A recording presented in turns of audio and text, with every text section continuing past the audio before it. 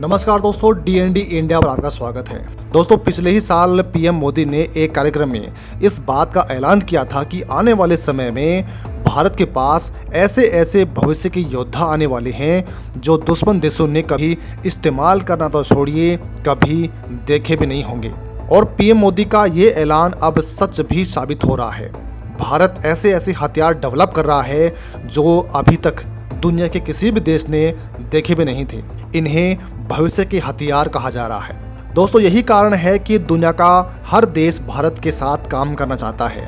भारत जो हथियार तैयार कर रहा है उसमें वो अपना सहयोग करना चाहते हैं। वहीं दोस्तों, भारत के जो मित्र देश हैं जैसे कि फ्रांस हो गया, इजराइल हो गया या फिर रूस हो गया, ये देश भी अब भारत के साथ अपनी मित्रता है उसको और ज़्यादा प्रगाढ़ करना चाहते हैं। दोस्तों, इस लिस्ट में रूस और इजराइल सबसे ऊपर आते हैं। दोस्तों, चीन एक चालाक देश है और इसके लिए भारत को कुछ यूनिक हथियारों की जरूरत है। कुछ दिनों से आप देख ही रहे होंगे कि चीन की सेना अब LAC से डाइवर्ट होकर हिंद महासागर यानी कि समुद्र की तरफ डाइवर्ट हो रही है, जहां पर वो लगातार अपने युद्धपोत, अपने जो स्पाइस शिप हैं यानी कि जो जासूसी पोत हैं उन्हें, और इसके साथ में जो न्यूक्लियर पनडुब्बियां हैं जो परमाणु हमला कर सकती हैं पानी के अंदर से, वो लगातार भारत की तरफ रवाना कर रहा है। और इसके लिए वो लगातार अपने नेवल बेस हैं जैसे कि जिबूती बंदरगाह हो गया, और इसके साथ में जो पाकिस्तान का गवादर पोर्ट है, साथ ही श्रीलंका का जो हम्बनटोटा पोर्ट है, वहाँ पर चीन ने अपनी जो नौसेना है उसको तैनात कर दिया है भारत से भिड़ने के लिए। इसके अलावा चीन भारत की जासूसी भी कर रहा है। भारत कई तरह की मिसाइलों का टेस्ट करता है और उनकी जासूसी करने के लिए चीन अपने युआंग वांग 4 और युआंग वांग 5 जैसे उन्नत श्रेणी के स्पाइस शिप भेजकर भारत की जासूसी करना चाहता है, और इसके लिए उसने कई बार प्रयास भी किया है। साथ में कुछ ऐसी भी खबरें हैं कि चीन भारत के साथ आने वाले 3 से 4 सालों में बड़े युद्ध का आगाज कर सकता है। हमने आपको पिछले खबरों में बताया भी था कि चीन किसी भी देश से युद्ध करता है तो उसकी तैयारी वो 10 साल पहले शुरू कर देता है। और आप देख रहे होंगे कि 2017-18 में चीन ने भारत के साथ में पंगे करना शुरू कर दिया था। 2017 में चीन ने भारत के साथ डोकलाम विवाद किया था। उसके बाद चीन ने 2020 में भारत के साथ गलवान घटना को अंजाम दिया था।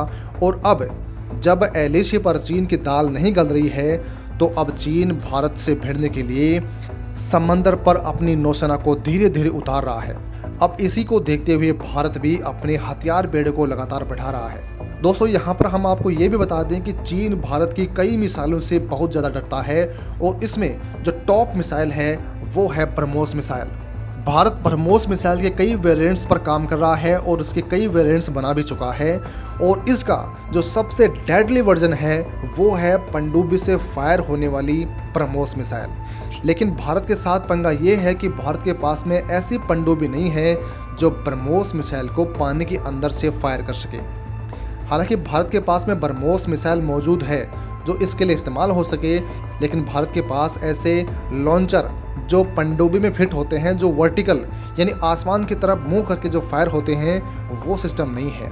लेकिन आने वाले दिनों में भारत का दोस्त रूस भारत की इस समस्या को दूर करने वाला है, और अगर एक बार भारत को ऐसा सिस्टम हाथ लग गया तो भारत का ये अकेला सिस्टम, भारत की ये अकेली पनडुब्बी से फायर होने वाली ब्रह्मोस मिसाइल चीन को अकेले ही लपेट सकती है। और इसके लिए रूस ने भारत को आज बहुत बड़ी सौगात दी है।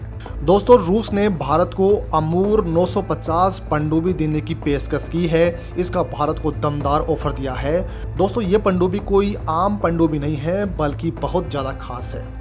ऐसा इसलिए क्योंकि यह वर्टिकल लॉन्च ट्यूबों से लैस है, यानी यह पानी के अंदर से आसमान की तरफ ब्रह्मोस मिसाइलों को लॉन्च करने में सक्षम है, और भारत को यही पनडुब्बी चाहिए थी। हालांकि भारत प्रोजेक्ट 75I के तहत ऐसी 6 पनडुब्बियां खुद ही बना रहा है, लेकिन उनमें अभी टाइम लगेगा, और भारत चीन को देखते हुए ऐसी पनडुब्बी जल्द से जल्द हासिल करना चाहता है, और उसके लिए रूस ने भारत को ये बड़ा ऑफर दिया है। अमूर 950 किलो श्रेणी की पनडुब्बियों का एक आधुनिक विकास है, जिसे खास तौर पर इसे पानी में छिपे रहने और स्थायित्व के लिए माना गया है। इस पनडुब्बी के पास उन्नत ध्वनिक स्टील्थ क्षमताएं हैं, यानी चीन का कोई भी रडार सिस्टम इस पनडुब्बी को पकड़ ही नहीं पाएगा। यानी कि यह है पानी के अंदर चलती है तो इसमें बेहद कम आवाज़ आती है, जिससे दुश्मन को इसका पता नहीं चलता है। साथ ही यह पनडुब्बी AIP टेक्नोलॉजी से लैस है।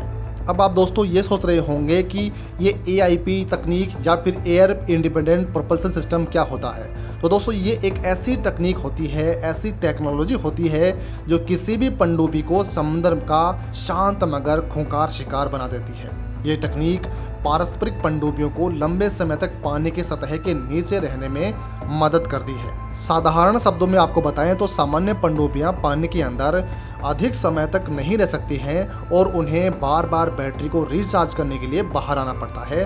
और ऐसे में अमेरिका और चीन इन देशों ने परमाणु ऊर्जा से चलने वाली पनडुब्बियों का निर्माण पहले ही कर लिया है, जो बिना शोर शराबा किए तेज रफ्तार से समुद्र के अंदर चल सकती हैं, बल्कि कई महीनों तक ये समुद्र के अंदर ही रह सकती हैं। लेकिन परमाणु ऊर्जा से चलने वाली पनडुब्बी के निर्माण में काफ़ी खर्च आता है, लिहाजा परमाणु ऊर्जा का विकल्प एयर इंडिपेंडेंट प्रोपल्सन यानी कि AIP तकनीक है, जो पनडुब्बियों के चलने के समय के शोर को काफ़ी कम कर देती है और उसे लंबे वक्त तक समुद्र के अंदर रहने के लायक बनाती है।